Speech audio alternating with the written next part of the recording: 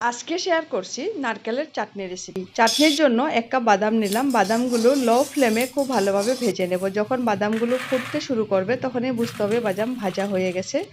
একটা থালায় ঢেলে ঠান্ডা করে খোসা ছাড়িয়ে পরিষ্কার করে নিয়েছি। নারকেল নিলাম, নারকেলের টুকরো করে এর কালো অংশটা বাদ দিয়ে প্রায় 1.5 কাপ নারকেল নিয়েছি। 1 ইঞ্চি আদা, 3 কোয়া রসুন, 3টে কাঁচা লঙ্কা, আধা চা চামচ নুন, আধা চা চামচ চিনি দিলাম। এবার অল্প অল্প করে জল দিয়ে এই চাটনিটা তৈরি করে নেব। চাটনি তৈরি করা হয়ে গেছে, এবার একটা বাটিতে ঢেলে নিলাম। চাটনির জন্য ফোড়ন তৈরি করব। একটা কড়াইতে রিফাইন তেল দিয়ে দিলাম। তেল গরম হওয়ার পর শুকনো লঙ্কা, কালো সর্ষে ফোড়ন দিয়ে আধা চা চামচ হিং দিলাম। একবার নাড়াচাড়া করে 10-15টা কারি পাতা দিয়ে দিলাম। কয়েক সেকেন্ড ভেজে নেব।